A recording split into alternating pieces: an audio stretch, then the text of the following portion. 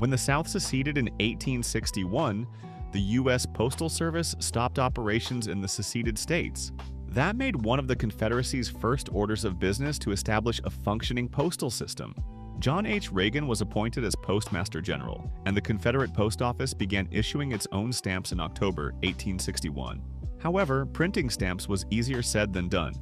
The Confederacy had much fewer resources than the Union, and their access to printing facilities, paper, and ink were limited. There were also complications caused by the Union's naval blockade, an increase in wartime mail volume, and competition for money and resources with the military.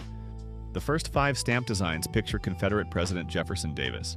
They were produced by the Richmond firm Hoyer and Ludwig using stone lithography, a more primitive printing method that led to lower quality impressions. Beginning with CSA 6, shipments of stamps and printing equipment were sent from London.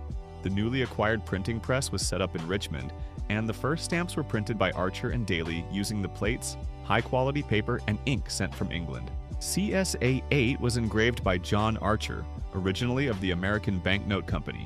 He modified the 2-cent blackjack stamp to create the first engraved stamp issued by the Confederacy. Archer also engraved CSA 9 and 10. CSA 10 was made when the original copper plate wore out quickly and a new stamp was needed.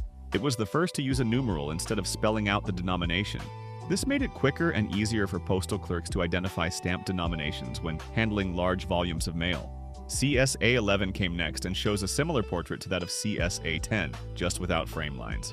CSA 12 was printed by 2 different firms between 1863 and 1864, at the height of the Civil War.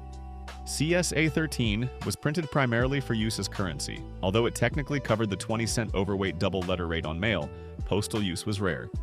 CSA 14 depicts John Calhoun and was planned to cover the 1-cent drop letter rate, but by the time the stamps arrived, the actual drop letter rate was 2 cents.